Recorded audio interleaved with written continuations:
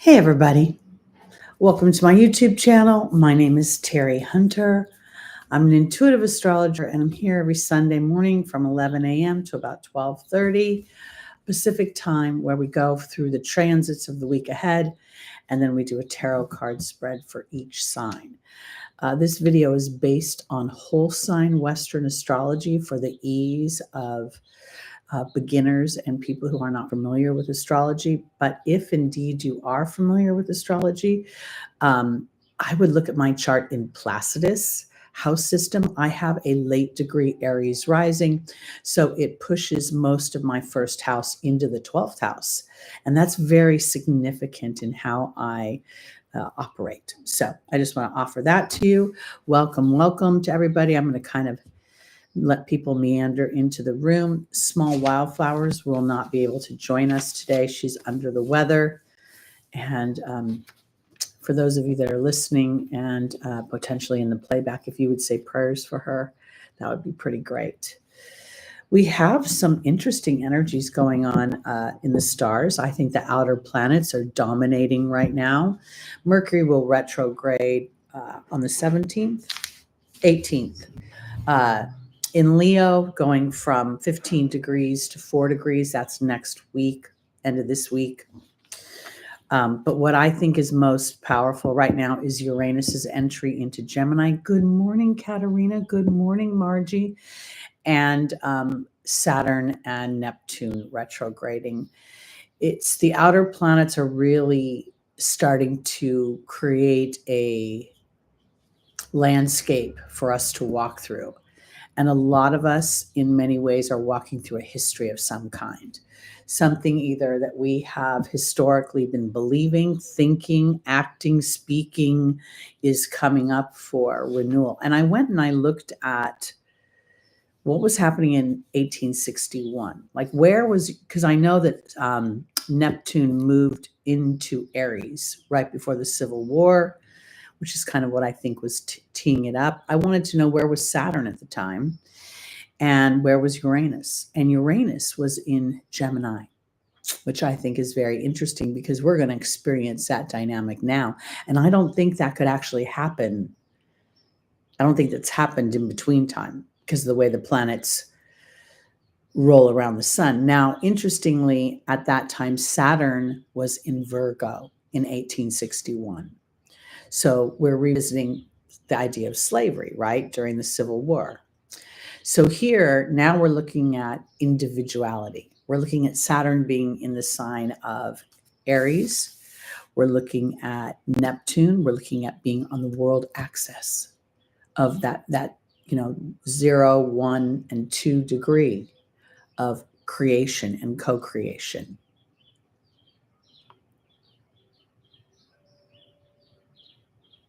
Well, I think part of it is because where Mercury is in Leo, the individual is becoming very, like our individual desires, what we want, our freedoms.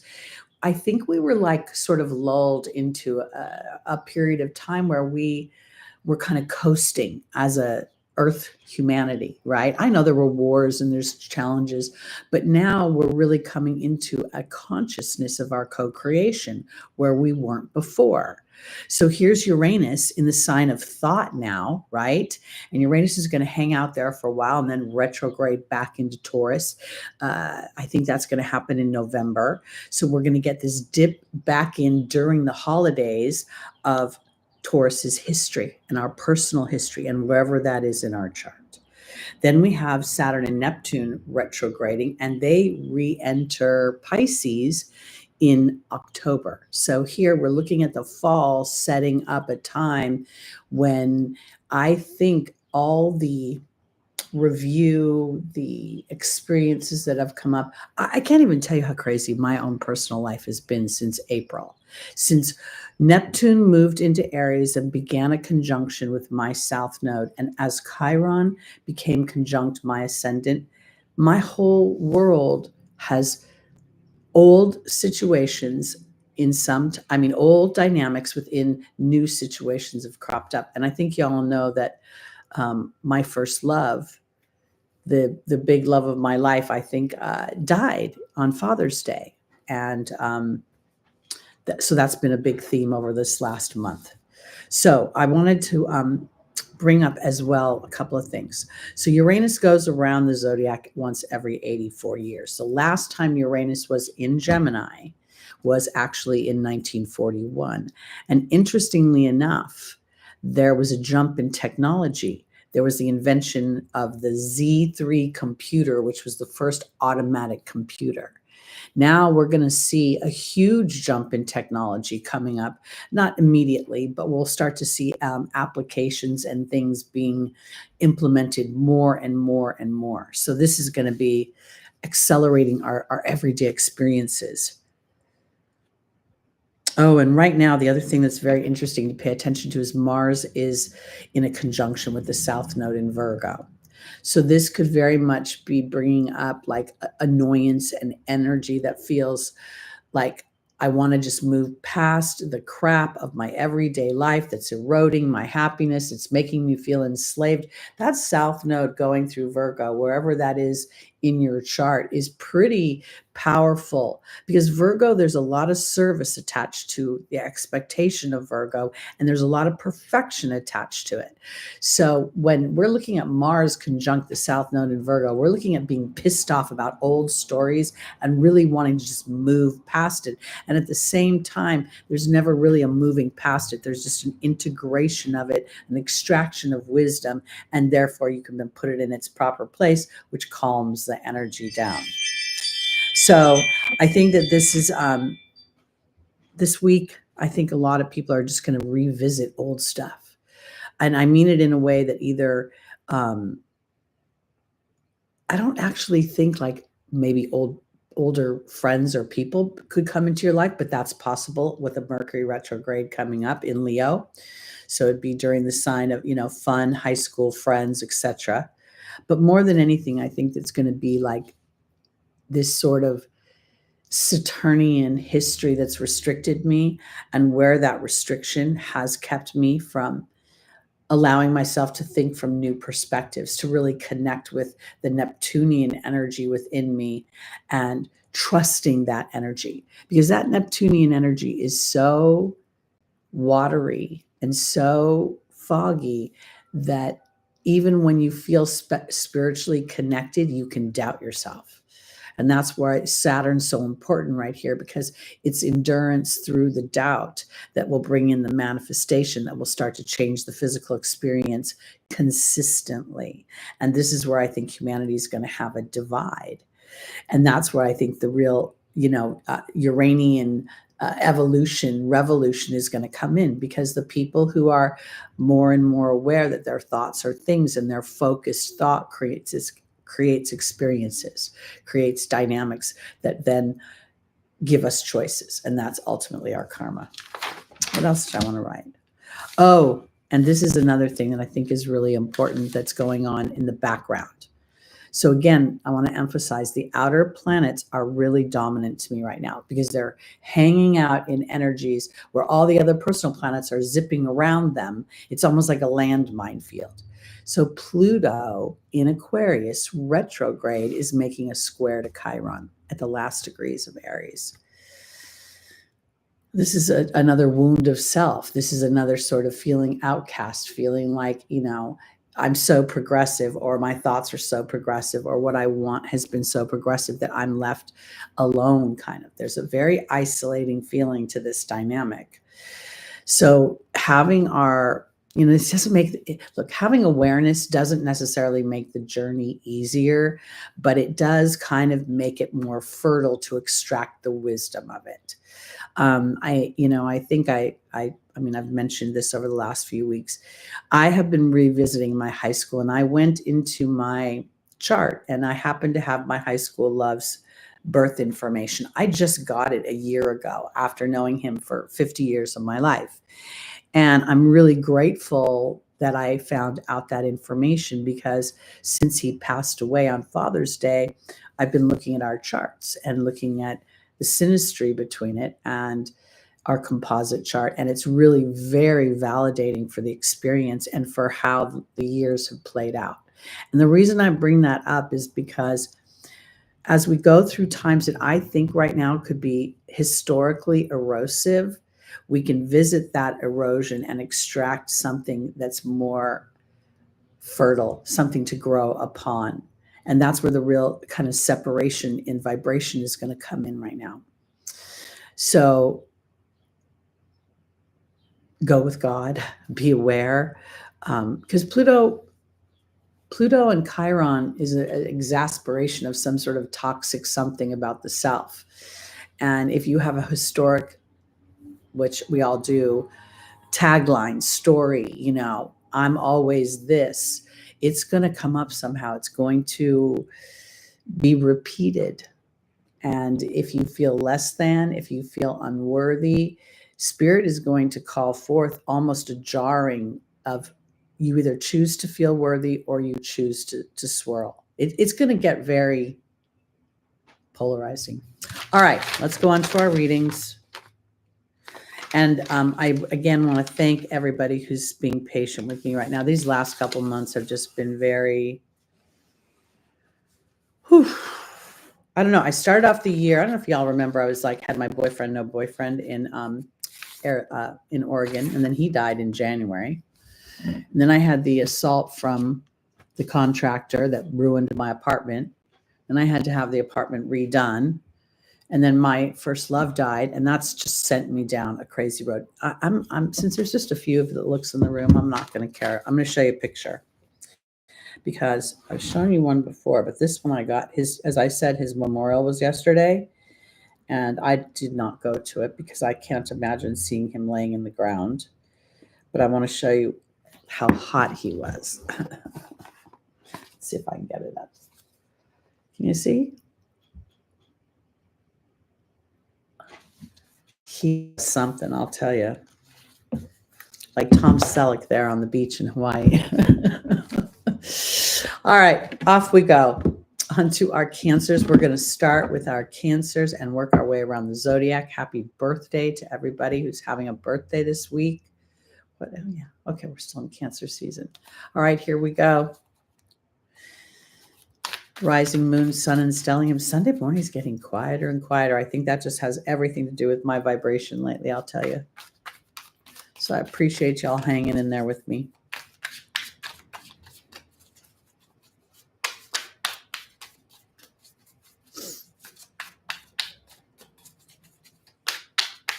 So Cancer, you have the joy of having Jupiter transiting through your first house. And this is a year-long transit of expansion of the self, of what you want, of nurturing, of a connection to God or whoever, whatever your religious beliefs are. And while, it's a quick, somewhat quick transit, I believe, because as it leaves Cancer a year from now, it goes into Leo, the seeds that you sow, the nurturing that you do to being aware of your depths of your truth. What do I really believe about myself, about the possibilities? Jupiter will expand that, it will support that, and it will, again, here we have the outer planets of Uranus, Pluto, Saturn, and Neptune making dynamics that are setting up for Jupiter to be stronger, to bring in that sense of wealth and to have it feel rooted in there. That Cancer energy is really the bottom of the chart. It's your ancestors. And now we have opportunities at this time as souls inhabiting a physical experience to change or to adjust the vibration of our soul so that as we incarnate subsequently, we're bringing in more what I would call favorable and enjoyable experiences, So here we go, Cancer. Rising moon, sun, and stelliums.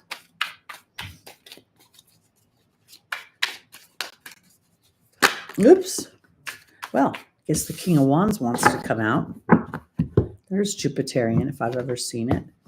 Then we have the Nine of Pentacles, the Hanged Man, and the Knight of Pentacles. This is rather lovely. So we have our Cancers.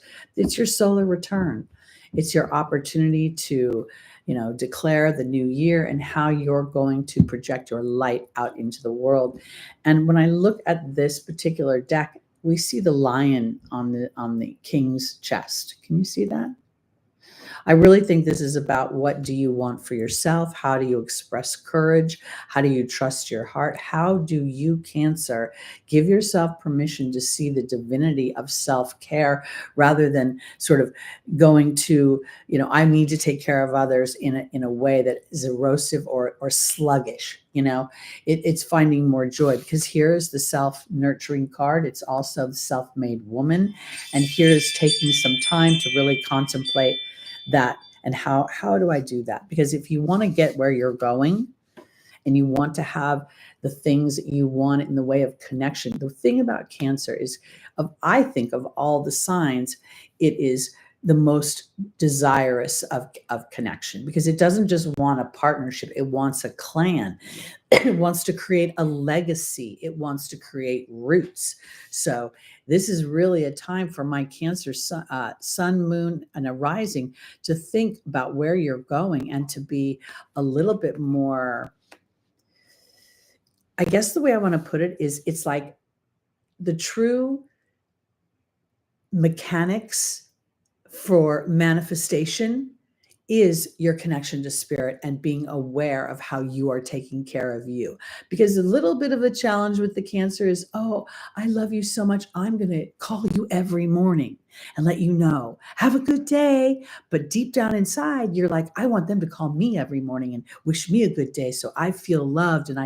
And so when we get authentic about what we want, then we can then define what others want, and there's more of an even exchange of energy, and thereby getting to where we want to go in the material world.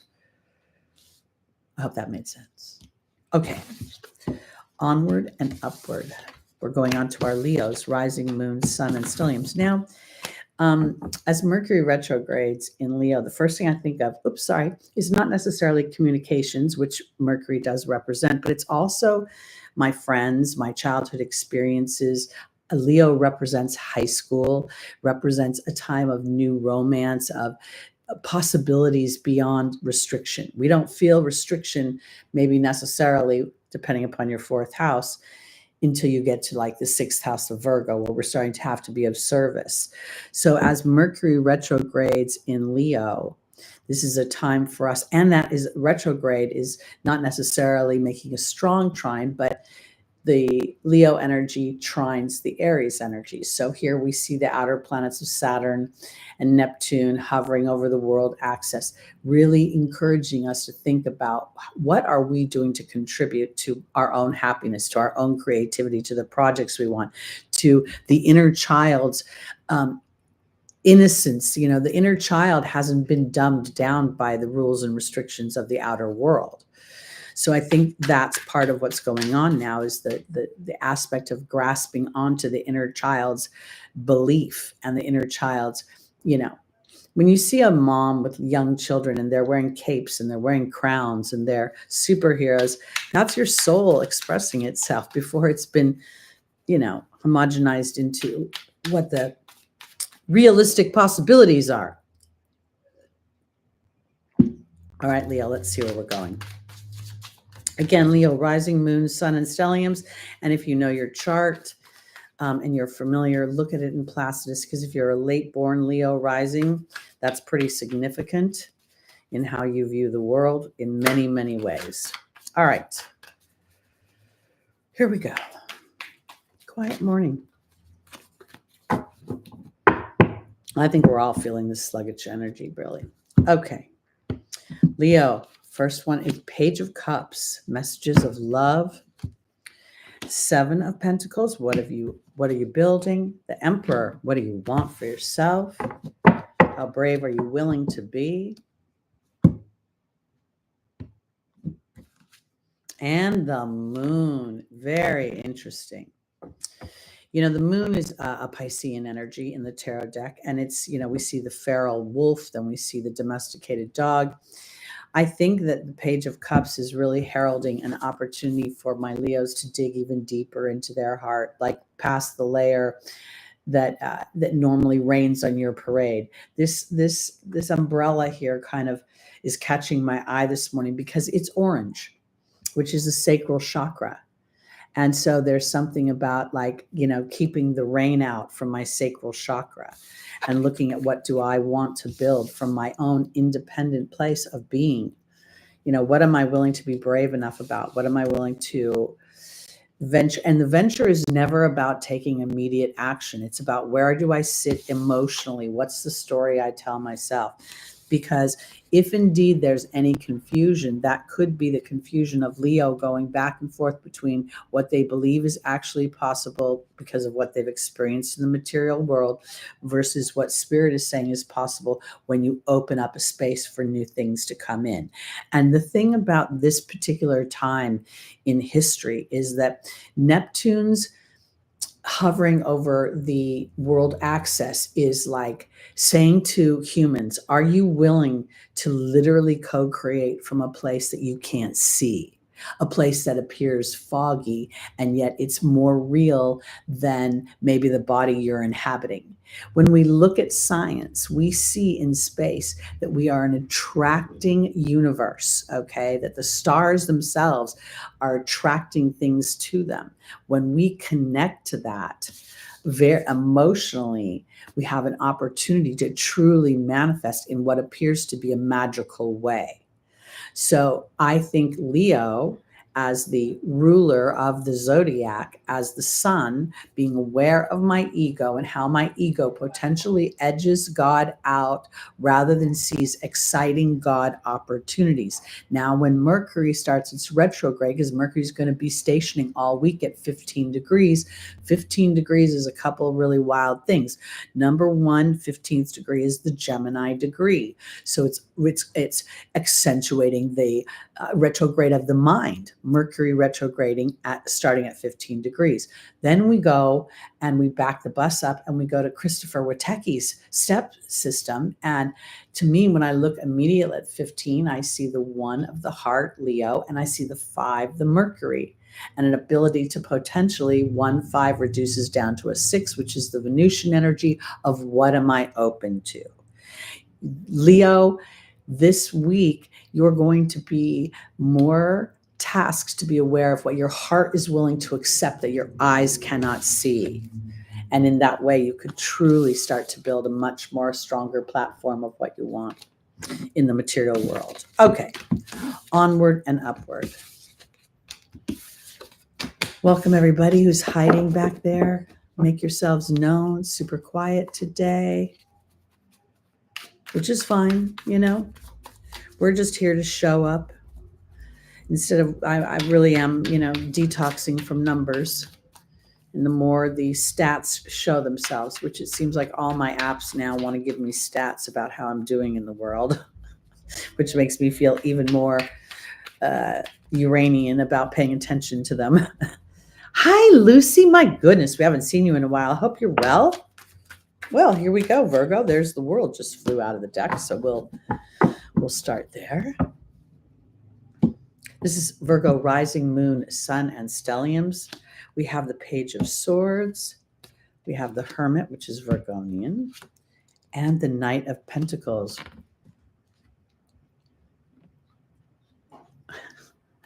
Okay, Virgo, I want to offer this to you because right now, with Mars conjunct the South Node in your first house, or potentially even your eighth house. I looked up, there's 8 people in the room in the 12th house. When we're looking, we get the potential depending upon how the pie is cut. Whole sign obviously is one thing, but this is so important because when we're looking at our rising sign, we're looking at our perception. And if it is a late degree rising, most of our perception, most of our sense of self is hidden in the 12th house. And that's really, really powerful for your life path. On the other hand, if you're an early degree rising sign, okay, you could easily have a lot of your first house be in your second house could be lit up. So this is important because with Virgo right now, that South Node is bringing something and they want you to relax into it. Welcome, Itzel. Very important. So most of your first house is actually Libra. If you're a 29 degree Virgo ascendant, also that puts your ascendant on the supergalactic center, which is significant in and of itself. Hi, Lorelei. So we're starting with the Saturnian world. This means that on some level, Saturn has an opportunity to reward when Virgo relaxes and surrenders to an awareness that many of their daily habits and their thoughts are a habit of thought or a habit of being that hasn't actually served a deeper desire for you. Because here is the Page of Swords, which is the page of thought. Now, in this particular deck, you see he's pulling the thought out of the bag. He hasn't shot it yet. So to me, I feel like there is Virgo as the South Node is eroding, quote unquote, something that has been in place. And Mars is bringing up any frustration, anger, resentment, and a call to bravery, a call to individualization. This sword is a very individual guy. He's not thinking like the crowd. Now we have the Hermit, which is Virgonian. The Hermit is reflection. The Hermit is illumination through reflection. And then we add this to the world. So Spirit this week is very much offering you an opportunity to reflect. Now let's think about this whole sign idea. If indeed Virgo, whole sign, then that makes Leo your 12th house. So you're having a retrograde in the house that's historically about your personal Akashic records, because you're revisiting where you want to go and you have an opportunity to rewrite something or to get back on track to something that's more aligned to what you want to manifest distinctly. The Knight of Pentacles is very much about, in its highest vibration, about a brave Virgonian knight. We have a lot of Virgo actually represented in this reading because we're looking at the Hermit representing the Virgo energy. We're looking at the Knight of Pentacles representing the Virgo energy. And I'm talking to Virgo. So I think what will happen this week is you'll be called to understand on a deeper level that the world has certain mechanics and you can relax because you don't need to push the mechanics around. And new ideas could be coming as you allow yourself more time to yourself or more individualized thought, less worrying about out there and focusing in on where you want to go. Now, if you don't know exactly where you want to go, your heart will start to know how it feels before you know where the destination is. So pay attention to what your heart is saying. Okay, here we go. Good morning, MK. All right. We don't have small wildflowers today. She's feeling under the weather. So I mentioned at the top of the broadcast, we could say some prayers for her. That would be great for her body to feel balanced and to feel back on track. And it's going to be super hot, I guess, up where she is. So she's super, just feeling drained. Okay, here we go. On to our Libras, rising, moon, sun, and stelliums.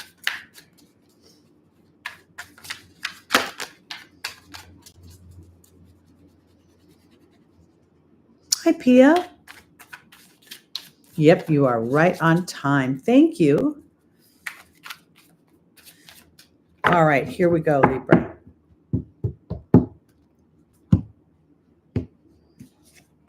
The Five of Swords, the Four of Pentacles, the Page of Wands, and the Ace of Pentacles. Okay, we have a Mercury retrograde coming. We have both Saturn and Neptune retrograde now, and we have Uranus that's moved into Gemini. The Five of Swords is not an easy energy. It is a card where there's disagreement. There is, parties who don't get along. And even though you may win an argument, you don't feel like you win it. You feel like, that person is still somehow not aligned because there's a weird stuck energy for Libra right now. So here we see this starts off feeling a little funky, right? Like, I don't know, is someone going to take a shot at me from behind? Because here's this stuck energy. And the Page of Wands is saying, Libra, you need to relax because an inspiration will come through that will open up the stuckness somehow. Because the Ace of Pentacles is bringing in new things into the material world. That contempt card could even be one of contempt for yourself because if we think about, again, we're talking potentially whole sign. Virgo's your 12th house. The south node's going through your 12th house. The north node's going through your 6th house. That's the axis of suffering. There could be illuminations. There could be, even with Mars transiting through your 12th house, this could be very likely that this is why you're feeling, and it could be turned on the inside where you're mad at yourself. You feel stuck. And Libra's like, I need balance, I need balance, I need balance. And on some level, the balance is coming, but you get to take down the self-criticism, the whatever this is. It's got to come down a notch or two. Oh, it's nice to see everybody starting to chat in the room. The void of course moons is crazy in July. So this is again where pushing sometimes up against the human structure will tell you to keep moving no matter how challenging the headwind is. And spirit will say, surrender to the headwind because soon the winds will change.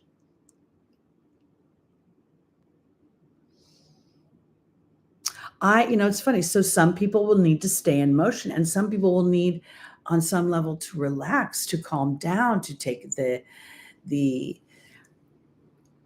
hamster wheel off so that we can redecorate the room. And that's what's going on right now. That's what these retrogrades are about. That's what Uranus going into Gemini is going to bring independence into your thoughts, into your everyday activities, into the people that you communicate with. You're going to start to look at them look at your situation from a place of wanting to move into the future. No, I absolutely believe there's a huge transition happening right now, J-Dog. I think that this is, I went earlier in the broadcast, I mentioned I went back and I looked at 1861 and Uranus was in Gemini and Neptune was in Aries. So that is really significant because we're revisiting those dynamics right now. Now, Saturn was over in Virgo at that time, which is interesting to me because a lot of the Civil War was about slavery. Virgo's about slavery.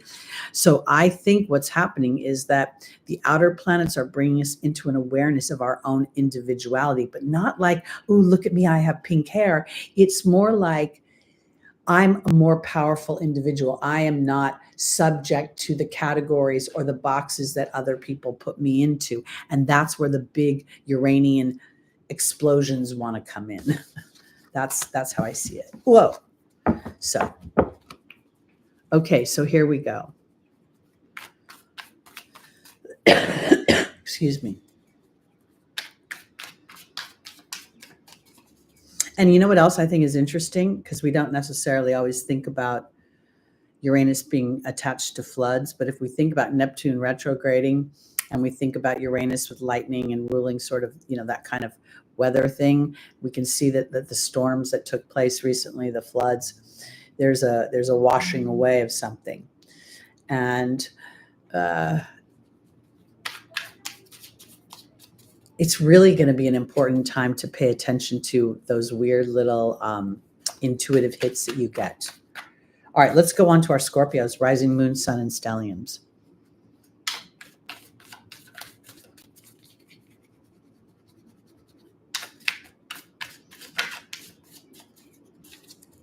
Are they still happening, Katerina? I've been so consumed with my own personal history and my mourning of Mike that I had like the most crazy stuff happen this week with people calling the police and doing a wellness check on me. And I had a toothache and I was down for the count for 3 days because of the toothache. And it was just a crazy week. Well, we'll have to pray for North Carolina. All right, here we go. Scorpio, rising moon, sun, and stelliums.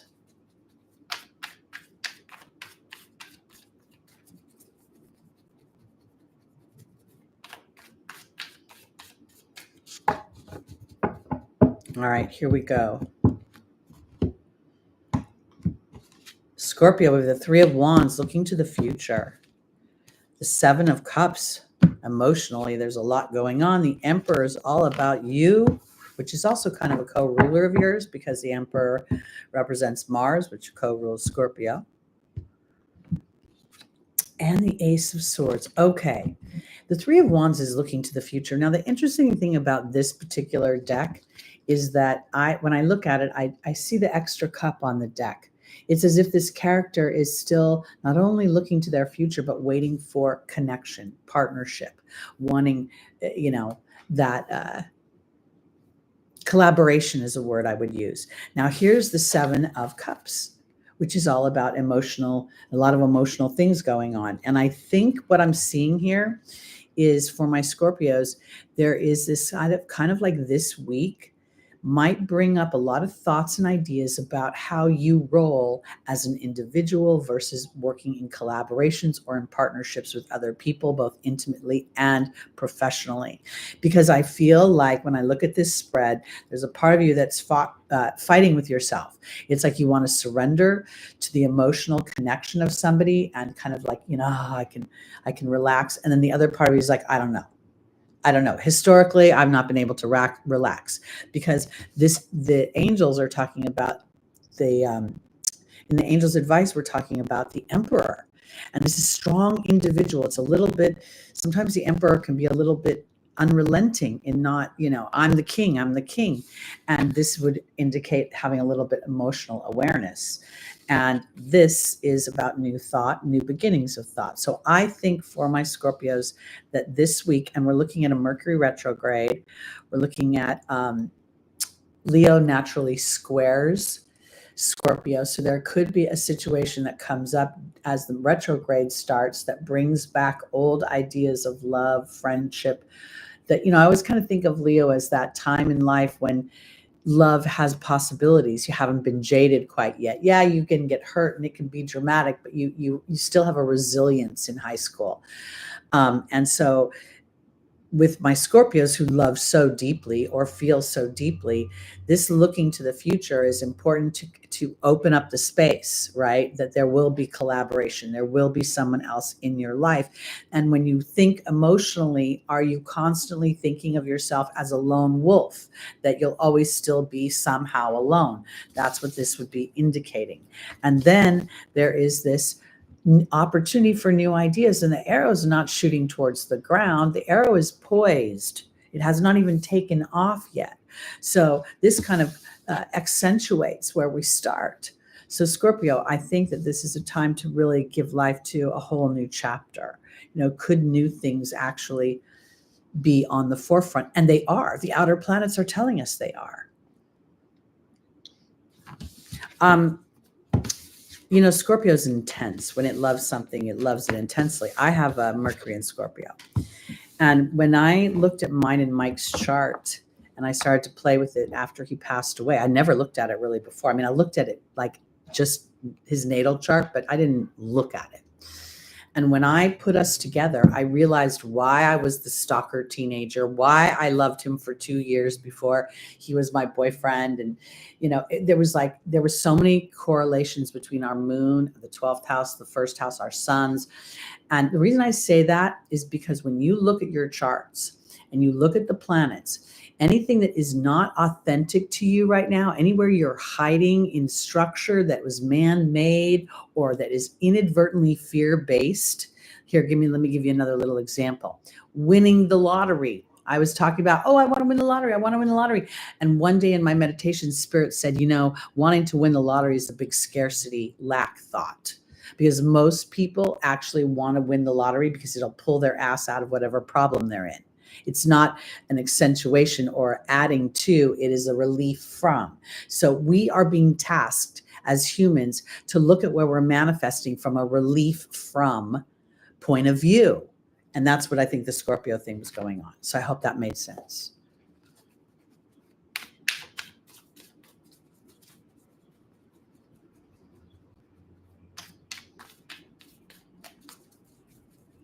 Okay. Here we go, on to our Sagittariuses.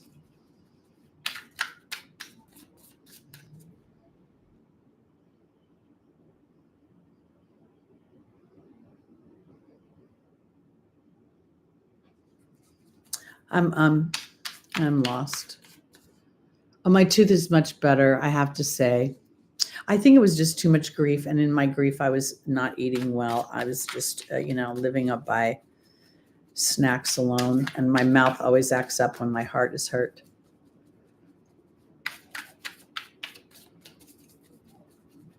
I'm usually pretty good with death, but this was really different for me. And my heart really did ache.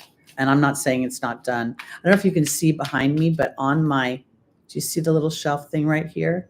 There's pictures of Mike. There's a candle, and then there's the Modelo beer that I put out for him every day. I put a beer out for him. All right, here we go on to our Sagittariuses. Rising moon, sun, and stelliums. There's the Nine of Wands. There's the Hanged Man. There's the Ace of Cups.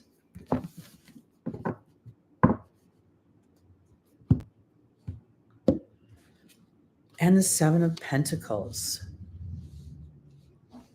This is interesting because the Nine of Wands is really a card of guarding yourself. You've had experiences, and the experiences have taught you things. And one of the things is that you can relax, but don't relax too much. Spirit is definitely saying, I don't know about that idea anymore, because the Hanged Man is really, here we've got this Nine of Wands. See him, he's sitting under the tree, but he's still alert. But here now, Spirit is saying, you know what? I think we need to get rid of that underbelly. We need to start thinking that, as we focus in on, there's a certain amount of, how do I want to phrase this? Sometimes, even in the most challenging moments where things feel the most erosive, there's something to get garnish from it.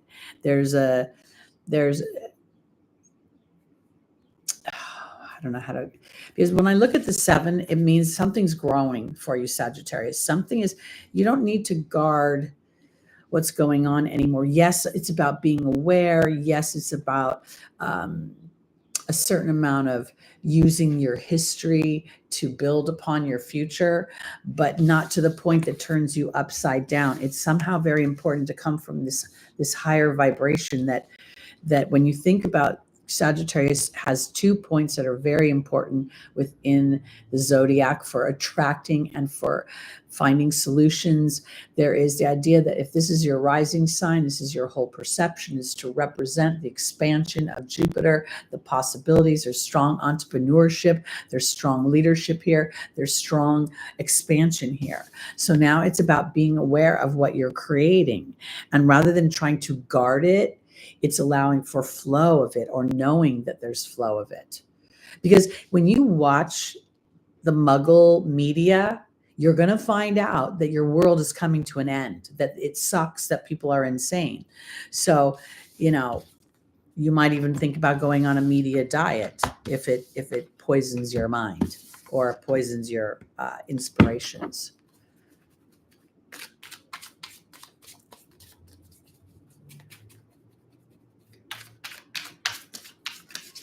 I like that saying by Jerry Garcia. That's a good one. All right, here we go. On to our Capricorns, rising moon, sun, and stelliums.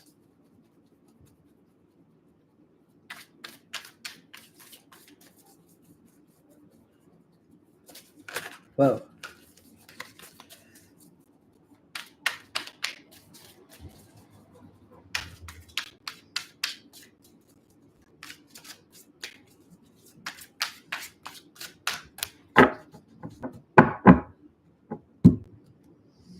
Capricorn, we have the 6 of Wands. That's a victory card.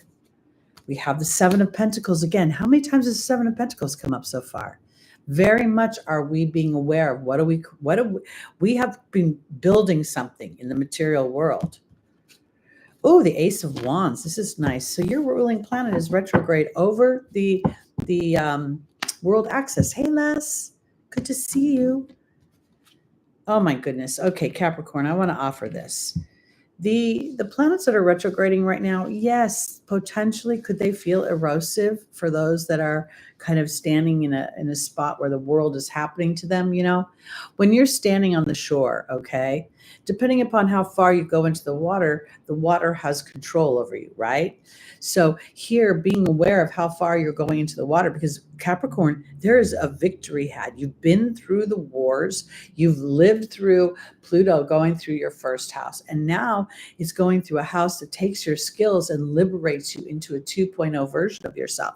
So this is really a time to celebrate your victories, to celebrate your bounties. And even though your ruling planet is conjunct Neptune in a retrograde, this is a time to revisit what's most spiritually important to you, what you want to build creatively, how am I going about this? Because again, the Capricorn energy inadvertently starts with that big uphill climb, the endurance, the limitation, the restriction. Now it's time to rewrite that. I'm enduring something. I'm walking through. I'm willing to pay this price because I want this outcome. I'm willing to build because I know that I'm going to have new inspirations. I'm going to have new things that come from this, because the Page of Pentacles is all about, in the physical world, dreaming at a new level.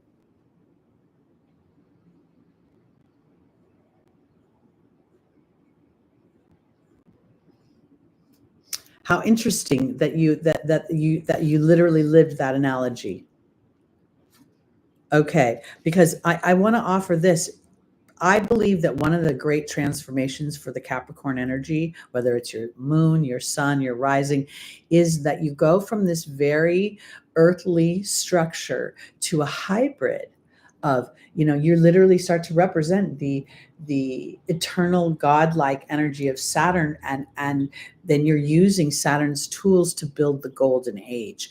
People don't realize that Saturn and Pluto are truly some of your best friends, because Saturn is asking you to endure beyond the pain, the restriction you feel is, I can't see the result. Will I win? Won't I win? Will it be worth it or won't it be worth it? Saturn's saying it'll be worth it, because the law of attraction will eventually kick in. But you're going to become more and more aware of whether you feel victorious in a situation. And if you don't feel victorious, it will drag that out. And that's where Saturn gets tough. Because Saturn rewards, because over time you build a stronger and stronger platform of belief with every challenge that you walk through. All right, as the number goes down. 4, 3, 2, 1, no one's in the room. I don't care anymore. My ego is having a moment. Hi, J-Dog. All right, everybody, here we go. I don't think the number actually reflects who's listening, honestly. I can't play with the numbers anymore. It's too maddening. Chasing too many wheels that don't matter to me. Here we go. On to our Aquarius, rising moon, sun, and stelliums.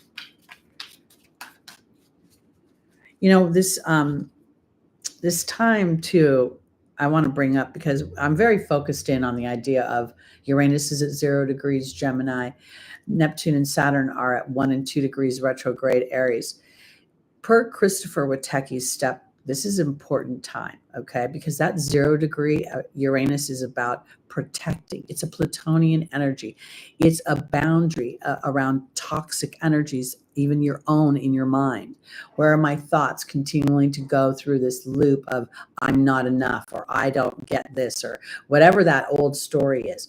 Then Saturn and Neptune sitting on the world axis at 1 degree. That is your heart. That is the Leo energy. What do I love? And then that 2 is, what do I feel? That's so important. That's that moon energy. This combination. And I totally get the funk, because I think the funk is important. I feel the funk too, because the funk is the dark side that illuminates what I want, and you get sick of it. I'm not going to do this anymore because other people want me to do it. I'm going to establish healthy boundaries that allow me to feel my authenticity. So there we go. Oops. So on to Aquarius.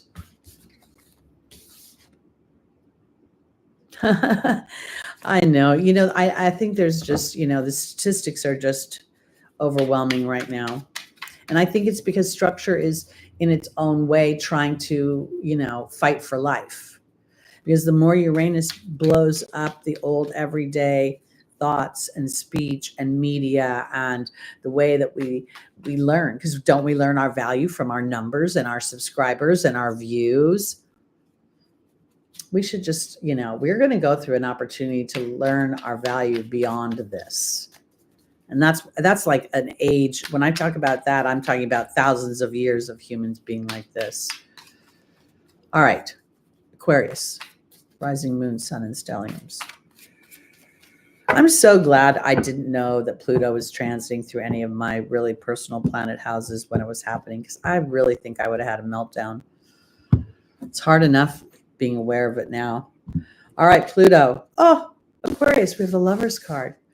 That's an interesting card because it's not necessarily about relationships. It's about mental process and Gemini and thoughts and choices. And in this particular deck, there's great reverence for something. I cherish this energy. What is it?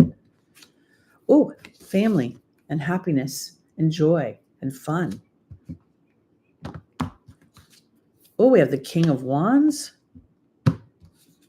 And then we have the Two of Wands. Well, this is really interesting because basically what I'm seeing here is Aquarius is really starting to embrace the idea of what Pluto has to offer. And I mean that in the way of, I'm really starting to think, because Pluto's making trines to Uranus and sextiles to Neptune and Saturn. And this is, what do I want for myself? Where am I willing to release my family history and learn from it?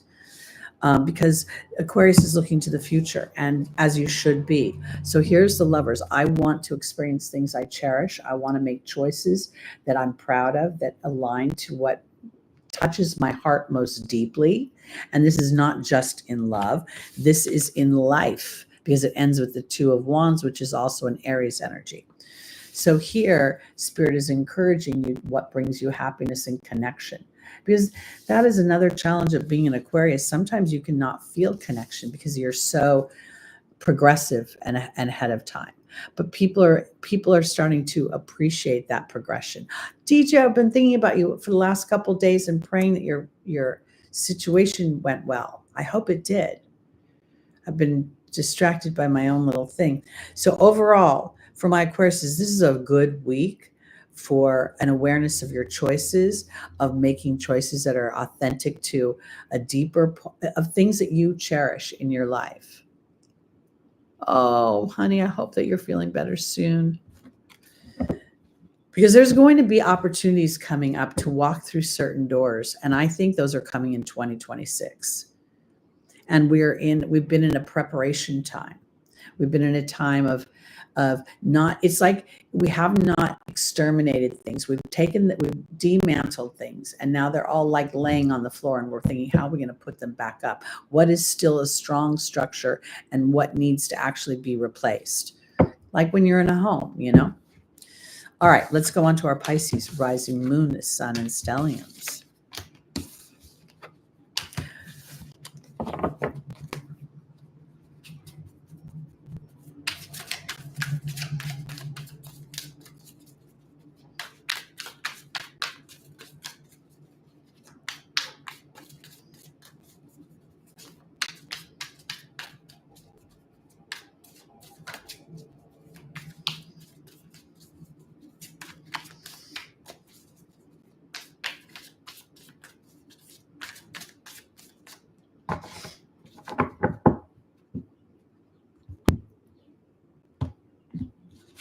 We have the Hanged Man. We have the Chariot. The Eight of Wands.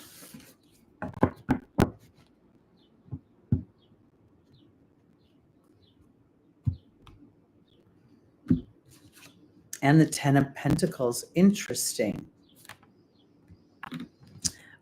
This is a week for my Pisces where I really think that your spiritual awareness is going to maybe feel like it's rubbing up against some old structures, meaning, sometimes when I tell people thoughts are things and they're co-creators in their lives, they get mad at me because they're like, I didn't give myself this disease. I didn't give myself this breakup. I didn't try to get in a car accident. And yet at the same time, the soul knows that it's always co-creating for a reason. Because Pisces, this is a time of meditation. There's something going on behind the scenes emotionally for you. And if you're not paying attention to it, well, you are paying attention to it because it's creating some sort of fight within you. There's something that you're fighting two sides of yourself. And probably one is that, oh, I need to be compassionate for other people. I need to be there for other people. But I think that needs to come to an end. And I say this not in a mean way, but in a way that it's trying to be aware where things become erosive for you, where if you're emotionally invested more in another person than they are in of themselves, it's a time to back off, because this is an interesting card. Something's coming up with history in your family, history in your life path. The Pentacles is the Ten of Pentacles is kind of Taurian in some respects, because it really represents the traditions of the family and the money of the family and the material success of the family. So if for some reason Pisces is measuring up, and when I was shuffling, I was getting a lot of your creative energy coming up for me. And potentially you've not really allowed your creative energy the expansion it deserves, because you've been more practical on some level. And there could be that North Node, and the idea that here's, if we think about it, your second house is Aries. It's, these planets are hovering around the border of your own talents and skills and really putting them out into the world. So I think this week could potentially bring up a dynamic where you're looking at, or you're more aware of, the duality of how you've been raised or how you've been affected, because some people will be like, you have a family and you're like, I want to be an actor when I grow up. And they're like, oh, good luck with that, And then if you say, I want to be, an accountant, they're like, yeah, of course you could do that. That makes sense. So there's going to be something. I'm using really big, broad examples, because this hanged man is saying, don't fight the tide. Surrender, even if you feel a little upside down right now, even if you feel like there's two sides of yourself that are pulling on you, because some sort of information and conclusion is coming, and then you're going to feel more solid about your choices, or you're going to recognize some sort of historic influence that then allows you to be like, okay, that is what it is, meaning they are what they are. Thank you, DJ. I appreciate you.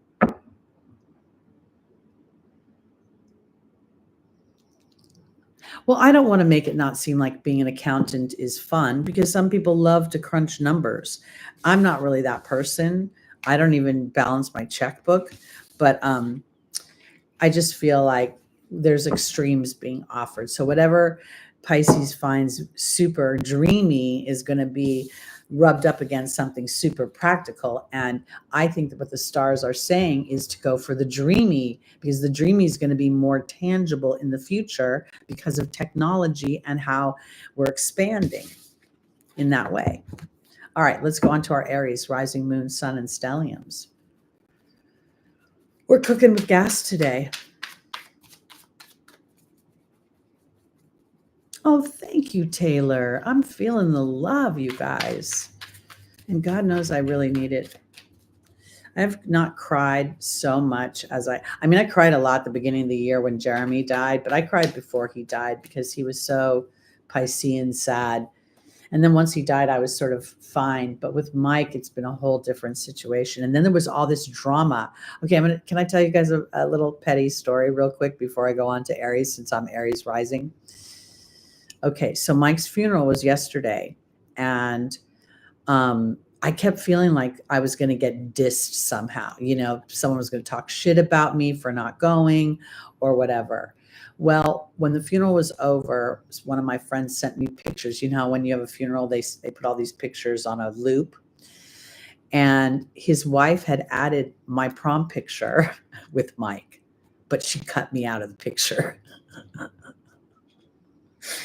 And on some level, this was very comforting to me, because my teenage self is very possessive of Mike and our teenage relationship. So when she cut me out of the picture, And not only was I happy because the picture was terrible of me, but it also made me feel like she had a little green-eyed monster going on there. And I felt a little like, see, I told you I was important to him. And so he kept our prom picture for 50 years.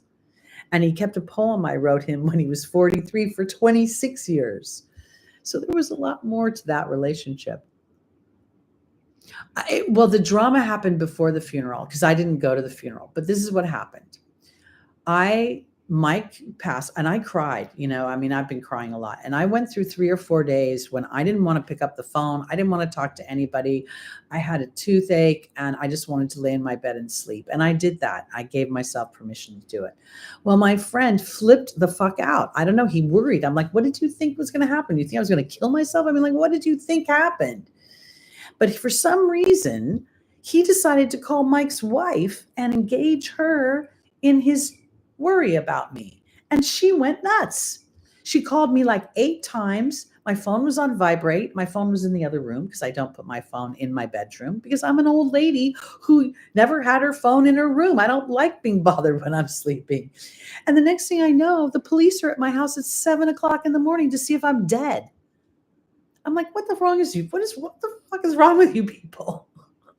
So there's all this drama. So she never actually called to thank me for the gift I sent her, which I don't really care about. But she could call me 8 times thinking that I'm dead. And then she cuts me out of the picture at the funeral.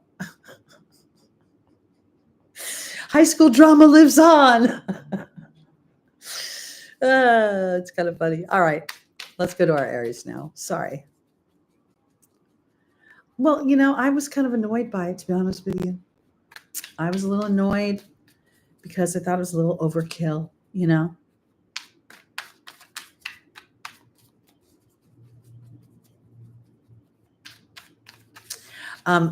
I really believe that we have our sun, our moons and our sun connection in our 1st and 12th house are pretty rare.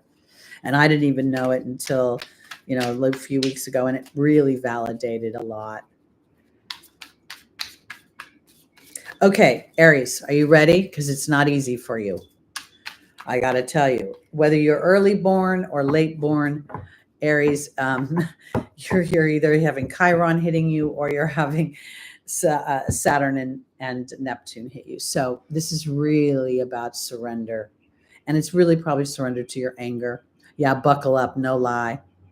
All right, here we go. There's the 8 of Pentacles. What are you building? What are you working hard at? What are you watering and nurturing? The Chariot. Oh, that's interesting because it's victory, but it's also the 2 sides of the self.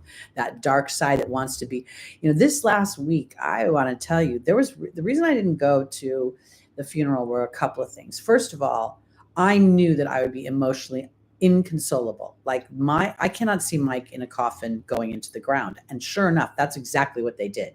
They had him, they didn't have the coffin open, but there it was. Know thyself, because the Chariot is saying there's 2 sides of yourself that are going to start to roar this week. Okay. And whatever they are, there's going to be a transformation. There's that Death card. And there's the Devil card. So this week, because the Devil card is very much about restriction, about fears, about an unconscious somewhere where you're trapped.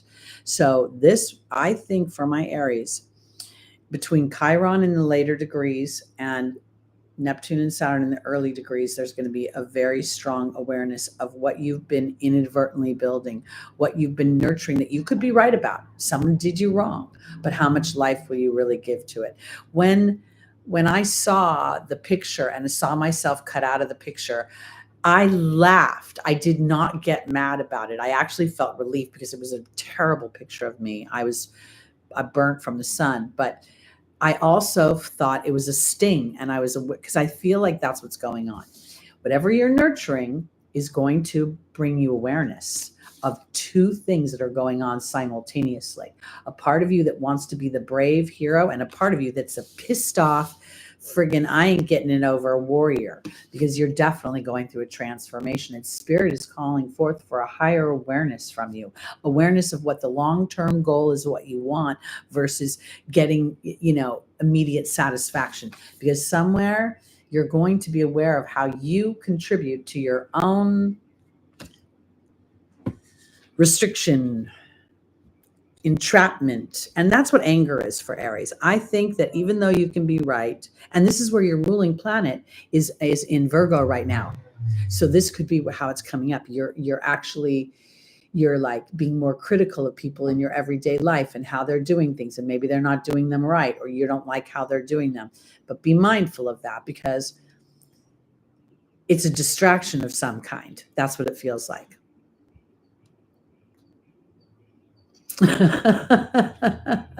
Oh, Lucy, you're so funny. Who's afraid of little old me?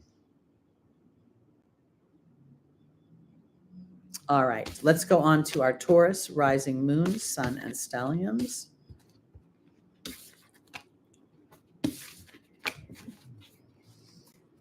Small Wildflowers is not feeling well, J-Dog. She's really, she's kind of walking through something right now. It's going to be a little bit of a journey for her. She'll tell you more about it herself, but we could definitely say prayers for her. So she's kind of worn out this morning, and it's going to be super hot where she lives. So she's just kind of doing a preemptive strike of taking care of herself, which is honestly something that she gets to practice, because she tends to put herself, lower on the list. All right, here we go. Taurus, rising moon, sun, and stelliums.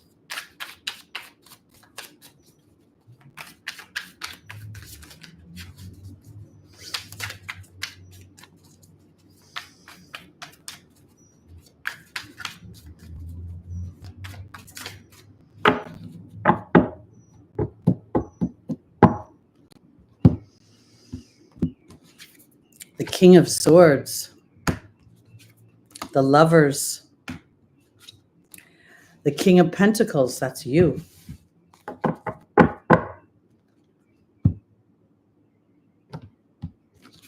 And the Seven of Cups. Right now, Taurus is getting a little teeny weeny reprieve as Uranus has left your first house. And at the same time, Uranus will be back. Okay, so it's hovering on the edge of your first and second house, bringing an awareness of potentially, again, here's that history side of the second house. So here's Taurus, first house. You naturally rule the second house. So the King of Swords to me is really about looking to the future. It's Uranus. It's like it's using spirit, as represented by the eagle, to start to forge a new sense of self, a new sense of things that you love. And I don't think that this is about a couple here. I think this is, again, about making choices that you cherish, that are bringing you closer and closer to where you want to be. This is a material Taurus energy, very much representing driving the bus to experiencing in the material world what you want. And what I think that is a little bit of emotional fulfillment. In this particular deck, when we look at the normal Rider-Waite deck, we see a character that's masked in confusion, and every choice that he makes is almost, good news, bad news. He's going to pay a price of something. But in this particular deck, we get this feeling like he's playing his emotions, like he knows what's going on a little bit better. And I say that because I think this is the case. Sometimes when we look at a broader perspective, we understand that if there's a choppy energy of some kind, or if there's a price to pay, it's a natural price that we pay for the thing that we want. So if there is a challenge in a choice this week, Spirit is very much saying to Taurus, keep your eye on the prize of where you want to be, because you might have to make a choice that initially feels uncomfortable. It might be a historic, it might be against something that you historically feel, or that you have you might have a new way of thinking about something, or this is where I'm going. You might not be predictable in your choice.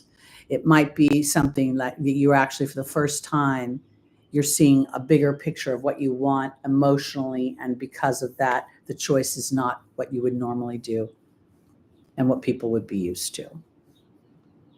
Okay, here we go. Onto our final sign of the day, Gemini. And this is, I got to say, for Gemini, your whole world is going to change. Uranus is going to literally, I feel like I just took off on a rocket, because we take the idea of Gemini being ruled by Mercury and my everyday activities, my thoughts, my speech, everything that has to do with my how I interact. And now we just added rocket fuel to it with your Uranus. And I think that this is going to be initially, it could feel a little jarring, but at the same time, it feels like it leads a charge of some kind.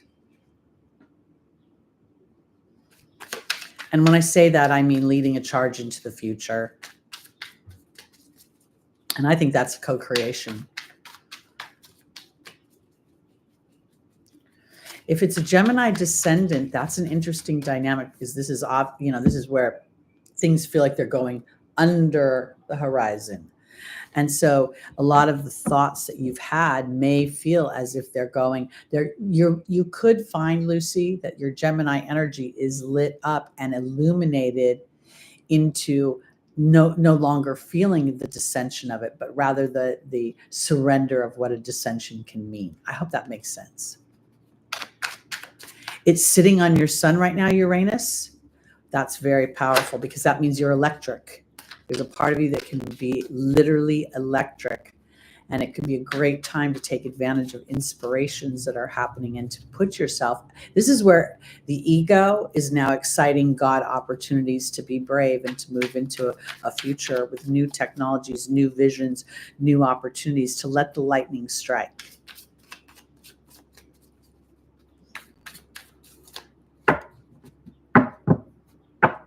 When you have a chart where you don't have any planets in a certain quadrant or in a certain area, that means that area is not really a focus. And wherever the planets are is where the focus is. So like for me, most of my planets are really in the 7th, 6th, 7th, 8th house.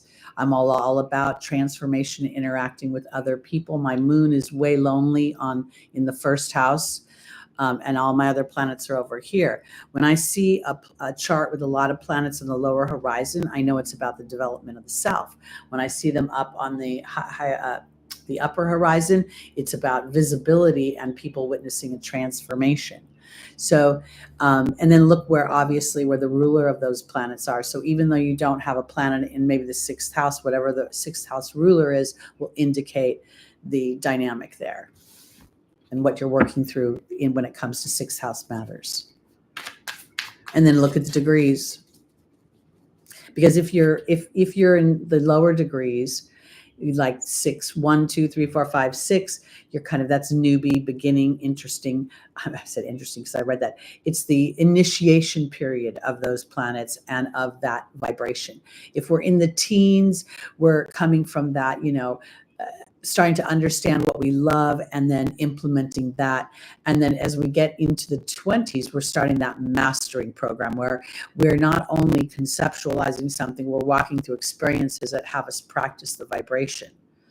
So when we see that and we can plug the pieces together, then when we walk through challenging transits, we go, okay, here's where I decided I was going to jump frequencies or vibrations, and I can't do that without stretching myself in some way. Anything in the 12th house is going to be reflective of karmic history, things that are hidden that you are unaware of on a physical, material level, even if it's a material house. All right, here we go. Gemini. Rising moon, sun, and stelliums.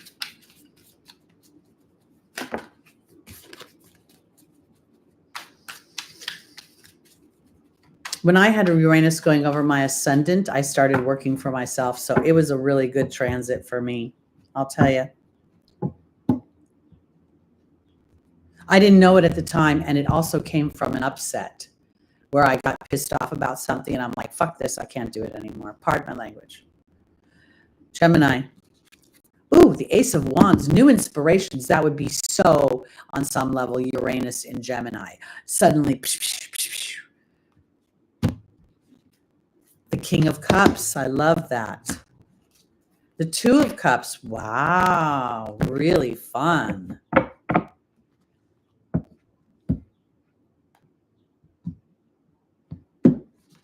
And the Lovers, which is Geminian.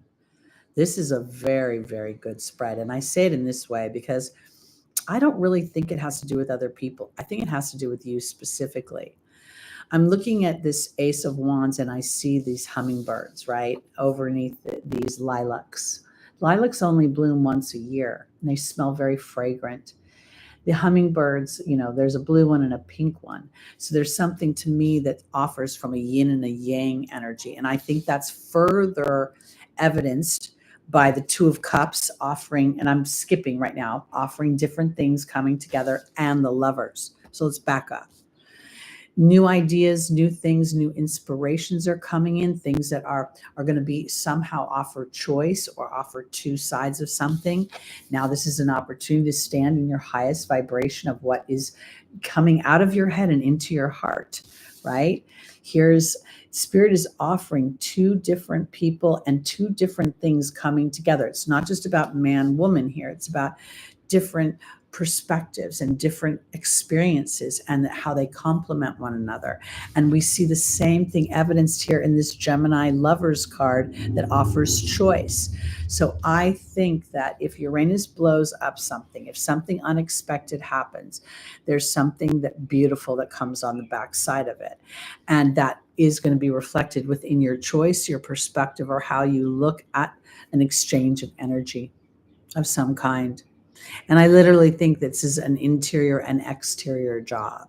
So there may be an outside influence or experience that you then look at it from an internal way. Now, this is going to sound a little funky, but I've never really thought about who would meet me when I died. When I think about a funeral, I don't even expect to have a funeral. I just figure I'll die and then somebody will find me and they'll take me to the morgue. And I don't know. I don't expect much. I don't plan much. I haven't planned anything.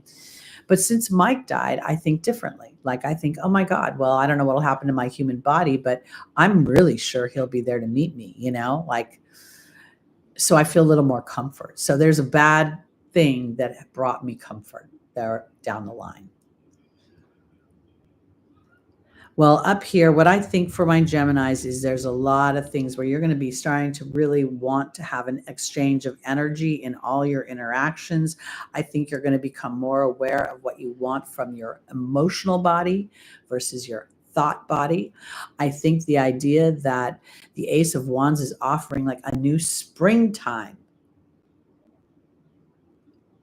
Isn't that goosebumpy? I hope that'll happen. But I really think that this Lovers card, having the Two of Cups and the Lovers and the King of Cups, there could be romance that shows up, but I don't know if it's for everybody. But it could very much be being heralded. So, okay, so MK, we know hope, we faith, because hope is outside of yourself. It's like, oh, please rescue me. It's like the lottery. It sounds good in theory, but in the fine details of manifestation, it's not vibrationally aligned.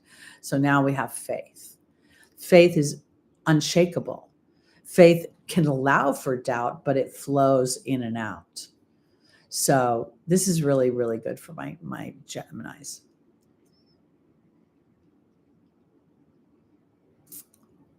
Well, I want to say this too, because if indeed Gemini is not, interested in any collaborations with others, this could very well be about cherishing the various parts of yourself. You are a twin, right? By nature. So this could be about, because everything in here feels like I've got those two hummingbirds. I've got the two people in the Two of Cups. I've got the Lovers. And then the King of Cups is this, elevated energy of love, emotion, nurturing, connection to spirit. So it's very exciting for them. All right, that's it for today. I'm going to mosey on out. Thank you all for showing up. It may not be a big group, but it's in a tight group and it's a loving group. I haven't seen Steven in a while. I think he's doing his camp thing.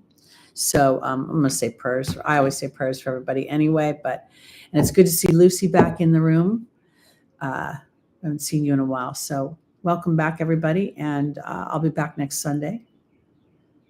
Yeah, and I expect that. I also think that the transits are just sort of breaking up everybody's routines, and some of us are just feeling, that sort of blip, blip, blip, blip, blip.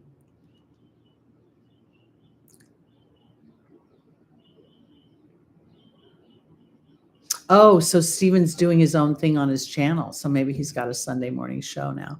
Whatever. We wish him well if he's gone on to his own thing. So that's fabulous. All right, guys. I will see you next week. Again, prayers for small wildflowers would be greatly appreciated, and love you all. Peace out.